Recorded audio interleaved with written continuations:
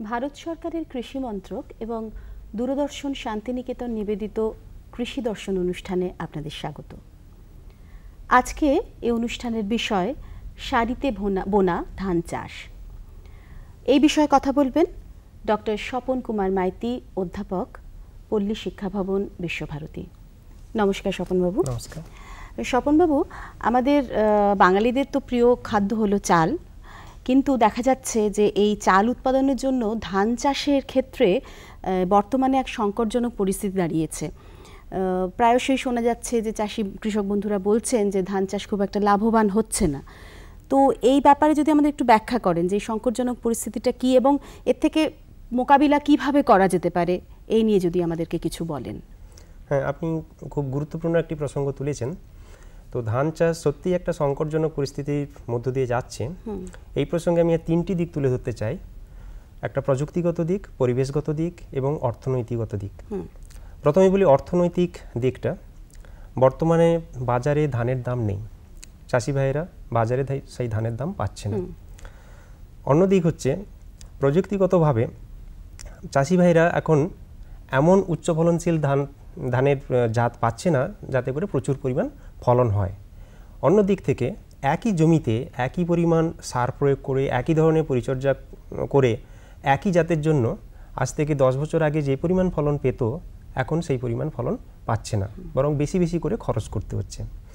এবং অন্য দিক থেকে যে খরচ করতে হচ্ছে, বীজের দাম বলুন, জলের জন্য যে খরচ হয়, আপনার সারের দাম দিন দিন বেড়ে চলেছে। আর অন্যতম দিক হলো আপনার চাষবাসের জন্য শ্রমিকের আগে তো শ্রমিক পাওয়াই যাচ্ছে না, অন্যদিকে যে শ্রমিক পাওয়া যাচ্ছে, শ্রমিকের যে খরচ সেটাও বহুগুণে বেড়ে চলেছে। সো একদিকে খরচ বাড়ছে, অন্যদিকে বাজারে দাম না পাওয়ার জন্য চাষি ভাইরা ধান চাষ করে সেটা লাভজনক জায়গায় পৌঁছতে পারছে না। এটা একটা পরিবেশগত দিকও আছে। এই ধান চাষের জন্য প্রচুর পরিমাণ জলের প্রয়োজন হয়, যে কারণে যে ভূগর্ভস্থ জলের যে স্তর সেটা নেমে যাচ্ছে। আর অন্য দিক থেকে যে রোপণ পদ্ধতিতে ধান চাষ, যেখানে মাটি কাদা করা হয়, তাতে মাটির একটা যে স্তর, অভেদ্য স্তর তৈরি হয়, তার জন্য বৃষ্টির জল বেশি করে চুইয়ে মাটির তলায় যেতে পারে না। তো একটা পরিবেশগত, অর্থনীতিগত এবং প্রযুক্তিগত কিছু কারণে আমি মনে করছি যে ধান চাষ একটা সংকটজনক পরিস্থিতির মধ্যে দাঁড়িয়ে আছে। এখন এই সংকটজনক পরিস্থিতি থেকে বেরিয়ে আসার জন্য প্রযুক্তিগত দিক থেকে কিছু কিছু নতুন পদ্ধতিতে ধান চাষ বিজ্ঞানীরা এনেছেন। ভারতের বাইরে বিভিন্ন দেশেও, বিশেষ করে এশিয়া মহাদেশে, উপমহাদেশে নতুন পদ্ধতিতে ধান চাষ হচ্ছে। তার মধ্যে চাষিভাইরা জেনে থাকেন বিনা কর্ষণে ধান চাষ, জিরো টিলেজ, আবার SRI মেথড, শ্রী মেথডও আসছে। তো আরেকটা মেথড হচ্ছে যেটা ইংরেজিতে বলে ডাইরেক্ট সিডেড রাইস, আমি বলছি যে সারিতে বোনা ধান চাষ। এবং আমার মতে সারিতে বোনা ধান চাষ, এই যে প্রযুক্তি, এই যে পদ্ধতি, এটা চাষি ভাইরা অতি সহজেই নিতে পারবেন।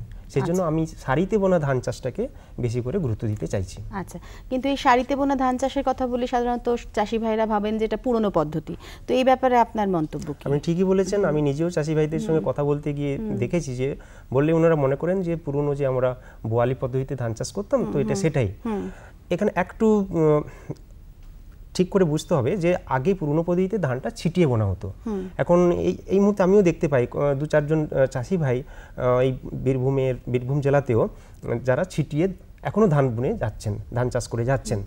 তো সারিতে বোনা পদ্ধতিতে আমি বলছি যে ছিটিয়ে বুনবো না, সারিতে বুনবো। যেরকম করে আপনি ধরুন চীনাবাদাম বা আখ বা আলু যেরকম করে সারিতে বসানো হয়, এখানে ধানের বীজটাতেও সারিতে দেব। তো সেই সারিতে বোনা ধান চাষ অবশ্যই বোয়াই পদ্ধতি বা বোয়ালি পদ্ধতি চাইতে অন্যতম পদ্ধতি, উন্নত পদ্ধতি।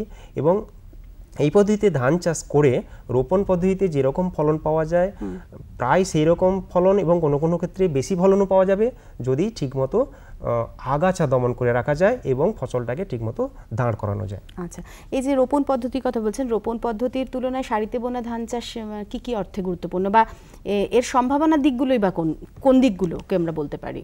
হ্যাঁ, রোপণ পদ্ধতিতে ধান চাষটা বর্তমানে বেশি বেশি করে লাভহীন হয়ে পড়ছে এবং পরিবেশগত কিছু এর খারাপ দিক বললাম। আমি যদি সারিতে ধান বোনা যায় বা ধান চাষ করা যায়, তাহলে সেক্ষেত্রে এটা বেশি করে লাভজনক হবে, মাটির স্বাস্থ্য বেশি করে বজায় থাকবে এবং উন্নত হবে। এবং সেই সঙ্গে সঙ্গে যে পরিমাণ খরচ করছে প্রতি টাকা, মানে 1 টাকা জন্য যে লাভ আর কি, সেই লাভের অঙ্কটাও সারিতে বোনা ধান চাষে পাওয়া যাবে। এর সঙ্গে আরেকটা গুরুত্বপূর্ণ দিক বলি যে সারিতে বোনা ধান সারিতে বুনলে পরে আমি যেটা উঁচু জায়গায় এই ধানটা একটু সেচের সুবিধে নিয়ে বা প্রাক মনসুন যে বৃষ্টিপাত হয় তার সুবিধে নিয়ে ধানটাকে একটু আগে বোনা যেতে পারে। তো রবি ফসলটা কিন্তু আরও সময় মতো বোনা যেতে ঠিক সময় বোনা যাবে। সেই রকম নিচু জমিতে যেখানে জল দাঁড়িয়ে যাওয়া বা বন্যা হওয়ার সম্ভাবনা আছে সেখানেও কিন্তু সারিতে বুনলে আমি একটু জ্যৈষ্ঠ থেকে আষাঢ় মাসের মধ্যে, মানে এমনকি জ্যৈষ্ঠ মাসের মধ্যে বুনে দিতে পারি। তো সেক্ষেত্রে যখন বন্যার পরিস্থিতি হবে সেক্ষেত্রে কিন্তু ধান গাছ সে কোনো ক্ষতি হবে না, কারণ যথেষ্ট বড় হয়ে যাবে। তো এই দিক থেকে বলছি সারিতে বোনা ধান চাষের কিন্তু যথেষ্ট সম্ভাবনা আছে। কিন্তু এই সারিতে বোনা ধান চাষ চাষি ভাইরা কিন্তু করছেন না, মানে কেন করছেন না? কোনো সমস্যা আছে বা কি, আপনি কি মনে করছেন? আমি একটা এর অন্যতম দৃষ্টিভঙ্গি বলছি। আমাদের একটা ধারণা আছে যে ধান চাষের জন্য জল দাঁড় করিয়ে রাখা প্রয়োজন। এই ধারণাটার মূলে আঘাত দিতে চাই আমি। আচ্ছা, ধারণাটা যেটা হওয়া উচিত যে ধান চাষের জন্য জল দাঁড় করানোর প্রয়োজন নেই, যেটা সত্যি সেটা হচ্ছে ঠিক উল্টোটা, যে যেখানে জল দাঁড়িয়ে থাকে সেখানে ধান ছাড়া অন্য ফসল নিতে পারি না। ঠিক এই ধারণার বশবর্তী হয়ে এখনও চাষি ভাইদের মধ্যে বা সাধারণ মানুষের মধ্যে এই ধারণা আছে যে ধান চাষ মানে সেখানে জল দাঁড় করিয়ে রাখতে হবে। তবে হ্যাঁ, জল দাঁড় করিয়ে রাখলে যে অন্যতম সুবিধাটা চাষি ভাই পেয়ে থাকেন সেটা হচ্ছে আগাছা দমন। যেখানে জল দাঁড়িয়ে থাকে সেখানে আগাছা সহজে হতে পারে না। তো সরাসরি বোনা পদ্ধতিতে বা সারিতে বোনা পদ্ধতিতে ধান চাষের ক্ষেত্রে আগাছা একটা অন্যতম সমস্যা হবে। সেই আগাছা দমনের জন্য প্রযুক্তি আছে, আগাছানাশক ওষুধ আছে। সেই প্রযুক্তি যদি আমরা যথাযথভাবে ব্যবহার করি তাহলে আমরা আগাছা দমন করতে পারি এবং ধান চাষের জন্য জল দাঁড় করিয়ে রাখা প্রয়োজন নেই। এটা একটা অন্যতম দিক। আরেকটা দিক হলো সারিতে বোনার জন্য কিছু সিড ড্রিল আমরা বলি, মানে বীজ বপন যন্ত্র হলে সুবিধে হয়, কারণ হাতে করে সারিতে বোনা সম্ভব নয়। তো বীজ বপন যন্ত্র, ট্রাক্টরে টানা যন্ত্রও আছে, আবার মানে একজন চাষি ভাই সে নিজে থেকে ম্যানুয়াল যেটা বলি নিজে থেকে হস্তচালিত যন্ত্রও আছে। তো যে যেরকম চাষি ভাই, বড় চাষি বা ক্ষুদ্র মাঝারি চাষি, সেরকম যন্ত্র কিন্তু অতি সহজে পেয়ে যেতে পারেন। সেগুলো ছাড়াও আমি বলবো যে আমরা কিন্তু জমি চাষ করার পরে লাঙ্গলের ফালে নির্দিষ্ট দূরত্বে 20 থেকে 25 সেন্টিমিটার দূরত্বের উত্তর লাঙ্গলের ফালেও কিন্তু আমরা ধান সরাসরি বুনতে পারি। আচ্ছা, আর এই যে এই পদ্ধতিতে কি ধরনের মাটি বা জমি, মানে কীরকম প্রয়োজন? হ্যাঁ, এমনি আমরা জানি যে কোনো ধরনের মাটিতেই ধান চাষ হয়ে থাকছে। তো সারিতে বোনা ধান চাষও যে কোনো ধরনের মাটিতে করা যাবে, তবে মাঝারি প্রকৃতির মাটি হলে ভালো। আর জমির জন্য বলবো উঁচু জমি, মাঝারি জমি, নিচু জমি সব জায়গায় তো আমরা ধান চাষ করে থাকছি। তবে সারিতে বোনা ধান চাষের ক্ষেত্রে যেহেতু আমরা এখানে জলকে বাঁচাতে চাই, সেজন্য জমি যাতে ভালোভাবে সমতল হয়, লেভেলড হয়, সেইটা দেখতে হবে। তাহলে যে গাছের যে গ্রোথ, গাছের বৃদ্ধি এবং গাছের সংখ্যা ইত্যাদি, বা যে সেচের জলের যে একটা ছড়িয়ে পড়া, সমানভাবে ছড়িয়ে পড়া, সেই ব্যাপারগুলো ভালো হবে। আর এই যে সারিতে বোনা ধান চাষের পদ্ধতিটা একটু যদি আমাদেরকে বলেন। হ্যাঁ, এর পদ্ধতিগত বিশেষ দিকগুলো যেটা আমি তুলে ধরতে চাই, যে সারিতে বোনা ধান চাষের জন্য জমি সাধারণভাবে অন্যান্য ফসলের জন্য, বাদাম চাষ বলুন, সরষে চাষের জন্য যেরকম জমি ভালো করে ঝুরঝুরে মাটি করা হয় সেভাবেই করতে হবে। তারপর জমিতে নির্দিষ্ট দূরত্বে, এখানে 20 থেকে 25 সেন্টিমিটার দূরত্বে হয় বীজ বপন যন্ত্রের সাহায্যে বা লাঙ্গলের ফলে বীজ বুনতে হবে। এখানে বীজ বোনার সময় মাটিতে যথেষ্ট রস থাকা জরুরি, বা থাকলে ভালো হয়। তো সেক্ষেত্রে বীজ বোনার আগে একটা সেচ দিয়ে তারপর মাটিতে যথেষ্ট রস থাকতে থাকতে বীজটা 3 থেকে 5 সেন্টিমিটার গভীরে ফেলতে হবে এবং তারপরে একটা মই দিয়ে বীজ ঢাকা দিতে হবে। শুকনো জমিতেও বীজ ফেলা যায়, তবে শুকনো জমিতে বীজ ফেলার পরে এক পশলা বৃষ্টি হলে ভালো, না হলে একটা হালকা যদি সেচ দেওয়া যায় তাহলে গাছ, মানে ধান গাছ যে বীজের অঙ্কুরোদ্গম তাড়াতাড়ি হয়ে যাবে এবং গাছ তাড়াতাড়ি প্রতিষ্ঠা লাভ করবে।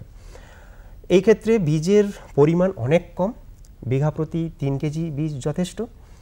আর সারের প্রয়োগ স্বাভাবিক যে ধান চাষ, রোপণ পদ্ধতিতে ধান চাষ, সেই রকমই সারের প্রয়োগ করতে হবে। তবে এক্ষেত্রে বীজ বোনার সময় অর্থাৎ জমি তৈরির সময় নাইট্রোজেন ঘটিত সারটা না দেওয়াই বাঞ্ছনীয় এবং পুরো মাত্রায় ফসফরাস এবং পটাশ সার জমি তৈরির সময় দিতে হবে। নাইট্রোজেনটাকে 15 থেকে 20 দিন এবং 30 থেকে 45 দিন এবং আরেকটা 60 দিনের মাথায় 3 ভাগে ভাগ করে দেওয়া উচিত নাইট্রোজেনটাকে। এছাড়া যে জমিতে দস্তা বা জিঙ্কের অভাব আছে সেক্ষেত্রে বিঘা প্রতি 3 কেজি, বিঘা প্রতি 3 থেকে 4 কেজি জিঙ্ক সালফেট জমি তৈরির সময় দিতে পারলে ভালো। আর জৈব সারের কথা তো চাষি ভাইরা জানেন, যতটা সম্ভব জৈব সার বিঘা প্রতি প্রয়োগ করতে পারলে ভালো, অথবা মোটামুটি 60-65 কেজি বিঘা প্রতি যদি সর্ষে খোল দেওয়া যায় তাহলে ভালো। আচ্ছা, আপনি একটু আগে বলছিলেন যে এই পদ্ধতিতে ধান চাষের ক্ষেত্রে আগাছা দমন আগাছা নিয়ন্ত্রণটা একটা ভীষণ বড় সমস্যা। তো এই আগাছাকে নিয়ন্ত্রণ করা কিভাবে যেতে পারে বা এর পরিচর্যা কিভাবে? ঠিকই বলেছেন, আগাছা সারিতে বোনা ধান চাষের ক্ষেত্রে একটা বিশেষ সমস্যা। আগাছার যদি নিয়ন্ত্রণ আদৌ না করা হয় তাহলে কিন্তু এমন সম্ভাবনা আছে যে পুরো ফসলটি নষ্ট হয়ে যেতে পারে। তো এর জন্য গ্রীষ্মকালীন চাষি ভাইয়েরা সাধারণত একটা জমিতে চাষ দিয়ে থাকেন। গ্রীষ্মকালীন একটা গভীর চাষ দিয়ে থাকলে যে আগাছার যে বীজগুলো বা বিভিন্ন অঙ্গগুলো যেগুলো থাকে সেগুলো প্রখর রৌদ্রতাপে মরে যাওয়ার সম্ভাবনা থাকে। তারপরে যখন মানে কালবৈশাখী ঝড় বা প্রাক মনসুন বৃষ্টিপাতের জন্য আগাছাগুলো বেরিয়ে এলো, সেগুলোকে প্যারাকোয়াট বা গ্লাইফোসেট জাতীয় আগাছানাশক ওষুধ প্রয়োগ করে মেরে ফেলতে হবে। তারপর জমি চাষ করে যখন বীজ বোনা হলো, বীজ বোনা 2-3 দিনের মধ্যে মাটির উপযুক্ত রস থাকতে থাকতে পেন্ডিমেথিলিন বা বাজারে যেটা স্টম্প নামে পরিচিত সেই ওষুধটা প্রয়োগ করতে হবে। এবং বীজ অঙ্কুরোদ্গমের পর গাছ বেরিয়ে যাওয়ার পরে সেটা 30 থেকে 45 দিন সেই সময় অলমিক্স বা নমিনি এই জাতীয় আগাছানাশক ওষুধ দিতে হবে। এই ক্ষেত্রে আমি শুধু একটু সতর্কবার্তা করে রাখছি যে আগাছানাশক ওষুধটা খুব সতর্কভাবে প্রয়োগ করতে হবে। সেই জন্য এই স্বল্প সময়ের মধ্যে আমি সেটার বিস্তারিত বলতে পারছি না। তো আগাছানাশক ওষুধ সরাসরি ধান চাষের ক্ষেত্রে অবশ্যই প্রয়োগ করতে হবে, তবে কোন আগাছানাশক ওষুধ ঠিক কিভাবে কত মাত্রায় প্রয়োগ করতে হবে সেটা স্থানীয় কৃষি প্রযুক্তি সহায়ক মহাশয় বা এটা খুব ইম্পর্টেন্ট জিনিস, কৃষি বিশারদদের কাছ থেকে একটু জেনে নিয়ে প্রয়োগ করতে হবে। কিন্তু চাষি ভাইদের এইটুকু আমি বারবার বলবো যে আগাছানাশক কিন্তু অন্যান্য যে ওষুধ বাজারে পাওয়া যায়, পোকা মারার ওষুধ বা রোগ মারার ওষুধ, সেখান থেকে এই ওষুধ আগাছানাশক ওষুধটা একটু অন্য ধরনের পরিবেশের উপর এর তেমন কোনো কুপ্রভাবও নেই এবং এটার প্রয়োগ করে চাষি ভাই বেশি করে লাভজনক হতে পারে। আচ্ছা, আর এই পদ্ধতিতে চাষের ক্ষেত্রে সার প্রয়োগের ব্যাপারে একটু আমাদের যদি বলেন, খুবই সংক্ষেপে সার প্রয়োগ বা সেচ ব্যবস্থা কিরকম হওয়া উচিত সেই ব্যাপারে যদি একটু কিছু বলেন। হ্যাঁ, আমি সেচের ব্যাপারটাই বলি যে সেচের ব্যাপারে এখানে আমরা এটা বৃষ্টিকালীন ফসল হিসাবে আমরা বৃষ্টি নির্ভর হিসাবে নিতে পারি। সেক্ষেত্রে যখনই দেখছি মাটিতে রসের অভাব আছে সেই সময় একটা দুটো সেচ দিতে হবে। আচ্ছা, বিশেষ গুরুত্বপূর্ণ হচ্ছে যখন গাছে ফুল আসার সময় কোনো রকম মাটিতে যেন রসের টান না থাকে। মানে ফুল আসার 1 সপ্তাহ আগে এবং ফুল আসার 1 সপ্তাহ পর এই 2 সপ্তাহ সময়টা যেন মাটিতে কোনো রকম রসের টান না থাকে। এই সময় যদি বৃষ্টি না থাকে অন্তত 2-3 দিন অন্তর একটা করে সেচ দিয়ে রাখতে হবে। মাটিতে জল দাঁড় করিয়ে রাখতে হবে এরকম কোনো জরুরি নেই, মোটামুটি মাটি ভেজা ভেজা থাকলেই হবে। সেইটাকে মাথায় রেখে যখন বৃষ্টি হচ্ছে না সেই সময় একটা করে সেচ দিতে হবে। আবার আমি বলছি যে যেখানে সেচের ব্যবস্থা নেই সেখানে গাছ যখন মানে পাশকাঠি ছাড়া অবস্থা পর্যন্ত দুটো সারির মাঝখানে যখন গ্যাপ আছে, ফাঁকা জায়গা আছে, সেই জায়গায় আমরা যে হস্তচালিত নিড়ানি চক্রবিদা বলি সেগুলো চালিয়ে বা কোনো উইডার এই সমস্ত যন্ত্রপাতি চালিয়েও আমরা কিন্তু আগাছাকে মাটির সঙ্গে মিশিয়ে দিতে পারি এবং সেই সঙ্গে উপরের ভাগ মাটিটা ঝুরঝুরে হয়ে যাবে এবং মাটির যে রসটা সেটাও সংরক্ষণ হবে। আচ্ছা, অনেক ধন্যবাদ ডক্টর মাইতি। আমাদের সময় সত্যি খুব কম, ওই জন্য আরও অনেক কিছু হয়তো আমাদের জানার ছিল। যাই হোক, আমরা যা জানলাম নিশ্চয়ই আমার ধারণা কৃষক বন্ধুরা উপকৃত হবেন। কৃষক বন্ধুরা, আপনারা শুনলেন নতুন প্রযুক্তিগত পদ্ধতির কথা। আপনারা চেষ্টা করুন এই সারিতে বোনা ধান চাষ করে, নিশ্চয়ই আপনারা লাভবান হবেন।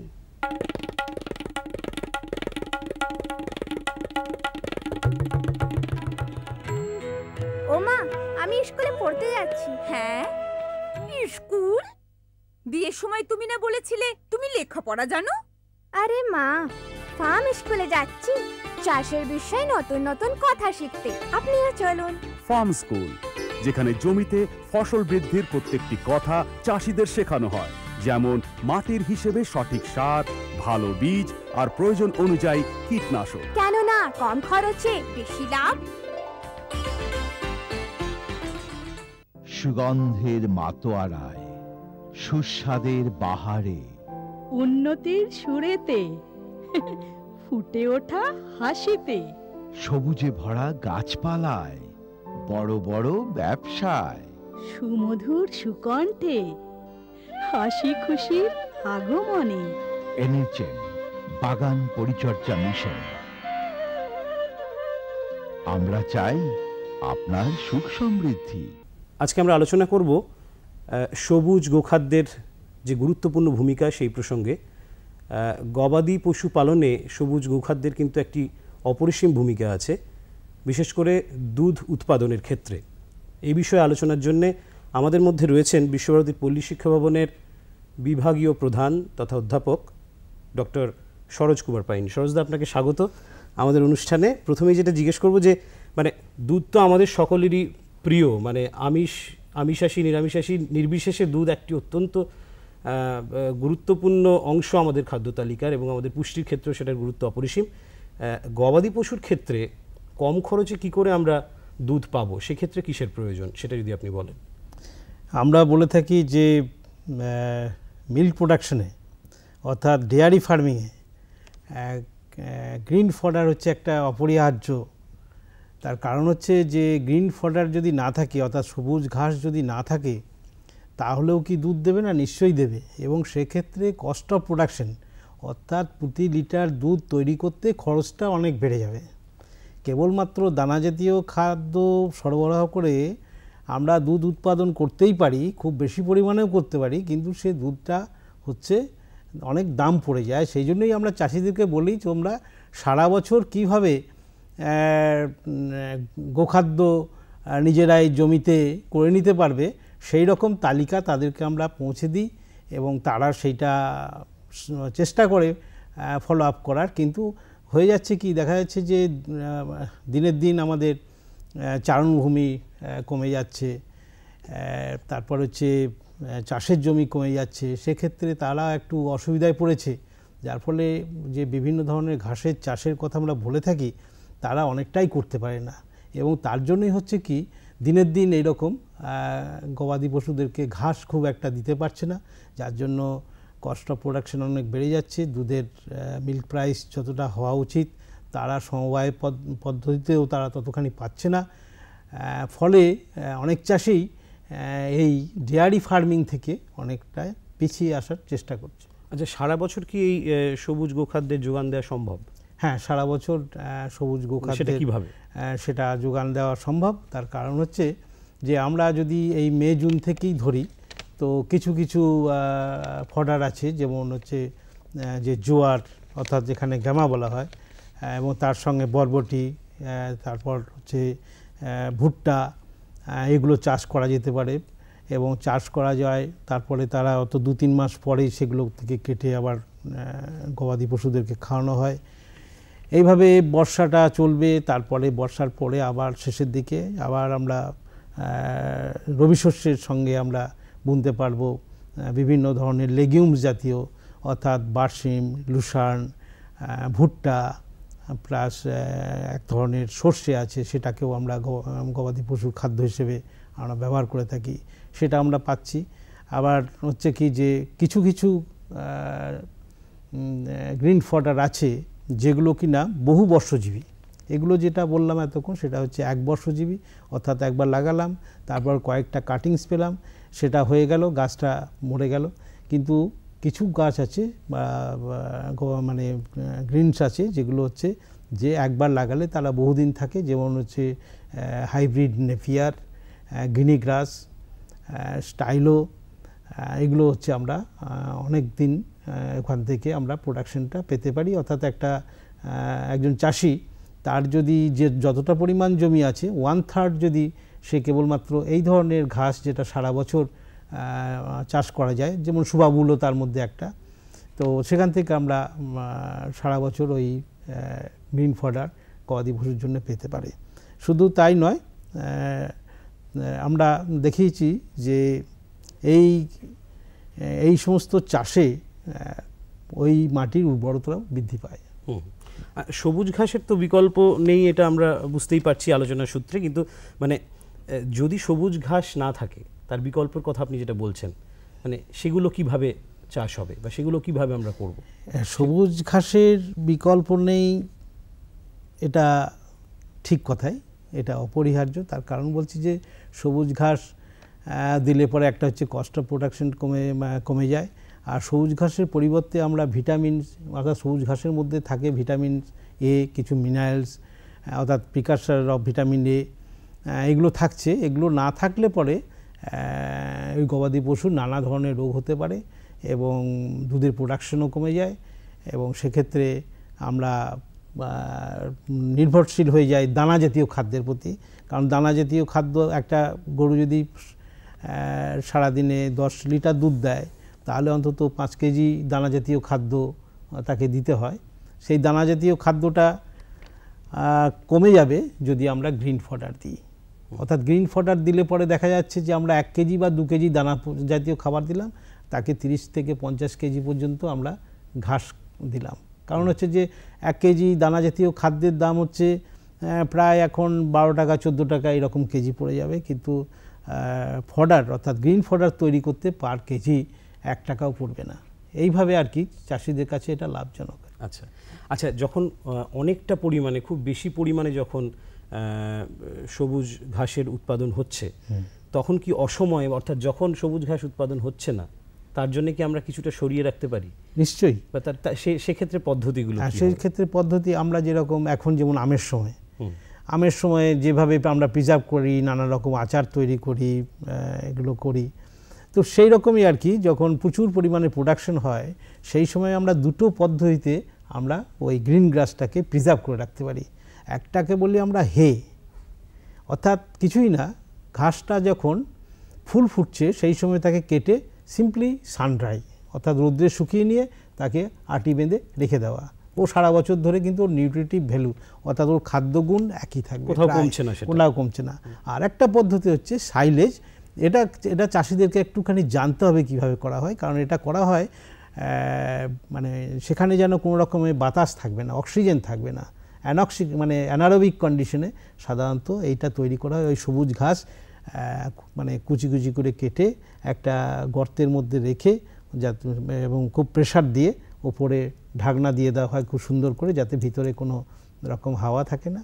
এইটাকে রেখে দেওয়া হয়। রাখা দেওয়ার পরে যখন অ্যাডভার্স সিচুয়েশন, যে সময় ঘাস পাওয়া যাবে না, সেই সময় ওইখান থেকে খুলে এবং গ্রিনসের যা কোয়ালিটি এবং তার যা গুণাগুণ তার এতটুকু নষ্ট হবে না, সম্পূর্ণ বজায় থাকবে। সেটাকে বলি আমরা সাইলেজ।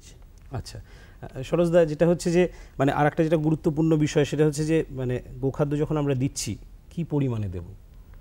আমরা গোখাদ্যটা সাধারণত বলে থাকি, যেমন কিছুক্ষণ আগেও বললাম যে দানা জাতীয় খাদ্য, মানে ওইটাকে রিপ্লেস করাটাই হচ্ছে আমাদের মানে আমাদের কাজ আর কি, যাতে আর কি কস্ট অফ প্রোডাকশনটা কমে যায়। সেটা বলি যে প্রতি 10 কেজি গ্রিন ফডার যদি আমরা দিতে পারি তাহলে 1 কেজি আমরা দানা জাতীয় খাদ্য অফ করে দিতে পারি। আচ্ছা, অর্থাৎ কিনা একটা গবাদি পশু যদি 10 লিটার দুধ দেয় তাহলে তাকে দিতে হবে 5 কেজি দানা জাতীয় খাদ্য।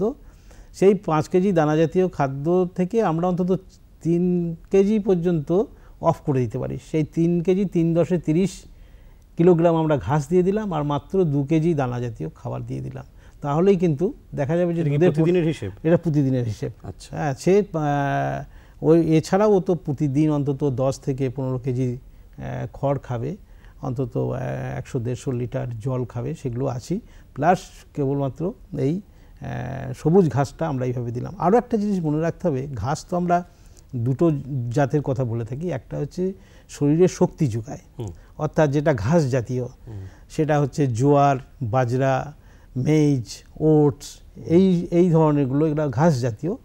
আর একটা হচ্ছে যারা প্রোটিন যোগায়, অর্থাৎ শিম জাতীয়, সেটা হচ্ছে বার্সিম, লুসার্ন, সুবাবুল, স্টাইলো। এটা কি জাতের কথা বলছেন? এটা হচ্ছে এগুলো জাতের কথা বলছি। এটা কি কি ধরনের, এটা কি কি ধরন আছে সেটাও এর মাঝখানে আমি বলে দিচ্ছি। এই সব জাতের আর কি পাওয়া যায়। দুটো ভাগে ভাগ আর কি, মেনলি হচ্ছে ঘাস জাতীয় আর একটা হচ্ছে শিম্ব জাতীয়, অর্থাৎ আমরা বলি লেগুমস, যেটা জমিতে চাষ করলে, অর্থাৎ পতির জমিতে যদি চাষ করা যায় পতির জমির উর্বরতা ফিরে আসবে, নাইট্রোজেন ফিক্সেশন হয়।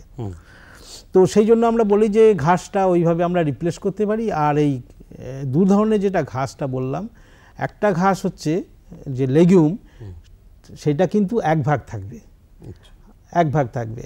আর একটা ঘাস জাতীয় যেটা, সেটা 3 ভাগ থাকবে। আমরা যদি লেগুম জাতীয় ঘাসটা যদি বেশি খাওয়াই তাহলে কিন্তু সমস্যা আসতে পারে, অর্থাৎ তার ঠিকমতো ডাইজেশন হবে না, ইনডাইজেশনে ভুগবে, এই ব্যাপারগুলো আছে। মানে একটা জিনিস সব সময় থাকে যে সাবধানতা প্রত্যেকটা ব্যাপারই খুব বেশি, এবং আমাদের ক্যালকুলেশনটা এইরকমই, সে খাবে কতটা সে কাজ করে। এখানে কাজ করে বলতে যদি মাঠে কাজ করার ব্যাপার থাকে, প্লাউইং অর্থাৎ নাঙল টানে, তারটাও হিসাবের ব্যাপার, সে কতটা দুধ দেয় তার ক্যালকুলেশন করে তাকে আমি খাবার দেব। না তার ক্যালকুলেশন অনুযায়ী যদি খাবার না দিই, চাষির লোকসান হবে, স্বাভাবিক সেটা। আচ্ছা, আর কোনো কি বিশেষ জাত আছে যেটা চাষ করার ব্যাপার আছে, মানে এই যে এই সবুজ গোখাদ্যের ক্ষেত্রে কোনো বিশেষ জাতের কথা কি আপনি বলবেন? আমি জাতের কথা এর মধ্যে বলেও দিলাম, যেমন সেটা তো আপনি বললেন 2টো ভাগ রয়েছে, এছাড়া কোনো বিশেষ এর মধ্যে যেমন ঘাস জাতীয় মধ্যে হচ্ছে ওই মেজ, জোয়ার, এই দিকটা।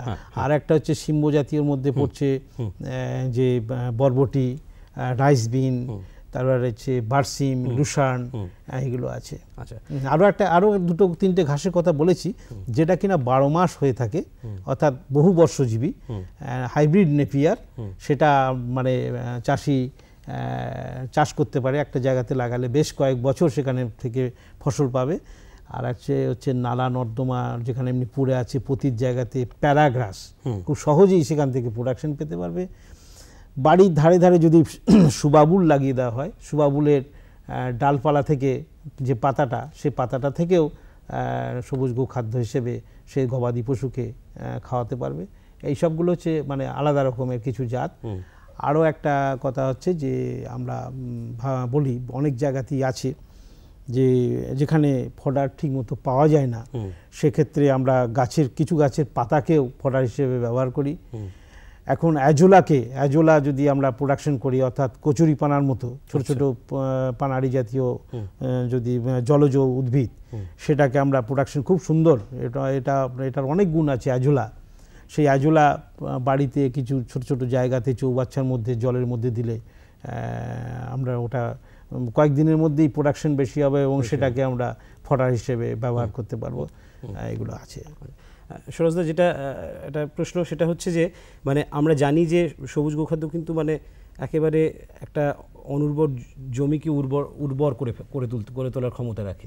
হ্যাঁ, এই যে একটা সবুজ বলা যায়, একটা সবুজ বিপ্লবী আনা যায় ছোট্ট করে এই গোখাদ্য চাষগুলোর মধ্যে দিয়ে, তো সেক্ষেত্রে জমিরও তো একটা বিরাট উন্নতি হচ্ছে, জমির স্বাস্থ্যেরও তো উন্নতি। নিশ্চয়ই আমরা দেখেছি বীরভূম ডিস্ট্রিক্টেই প্রায় 22,000 হেক্টর জমিকে আমরা পতিত জমি প্লাস হচ্ছে যে অনুর্বর জমি, সেই সমস্ত বনাঞ্চল, এগুলোকে আমরা নিয়ে আসতে পারি এই সমস্ত ফডার চাষের আওতায়, যেখানে কিনা মাটিকে এই যে লাল মাটি এগুলোকে আমরা উর্বরতা হিসেবে আমরা ওই লেগুম জাতীয় ঘাসের চাষ করতে পারি, আমরা সুবাবুলের চাষ করতে পারি। এবং সেক্ষেত্রে দেখা যাবে যে শুধু ডেয়ারি কাউজ কেন, মানে ছাগল ইত্যাদি পালনও চাষিরা করে থাকতে পারবে। অর্থাৎ এটা একটা বড় স্কোপ যে মাটিকে উর্বরতা এই ফডার অর্থাৎ দুটো দিক একসাথে হচ্ছে এবং কম খরচ হচ্ছে। সরোজদা, অনেক ধন্যবাদ আমাদের এই আলোচনায় আজকে অংশগ্রহণ করার জন্য। সবুজ গোখাদ্যের চাষ যে কতটা গুরুত্বপূর্ণ, অর্থাৎ যারা গোপালন করেন, যারা গবাদি পশুর চাষ করেন, এটা যে কত গুরুত্বপূর্ণ এই সবুজ ঘাসের চাষ, বিশেষ করে কম খরচে দুগ্ধ উৎপাদনের জন্য, সে কথা আমরা এতক্ষণ জেনে নিলাম। কেমন লাগছে আমাদের অনুষ্ঠান আমাদের চিঠি লিখে জানান। চিঠি লেখার ঠিকানা কৃষি দর্শন, অধিকর্তা দূরদর্শন কেন্দ্র, শান্তিনিকেতন, শান্তিনিকেতন, সূচক 731235।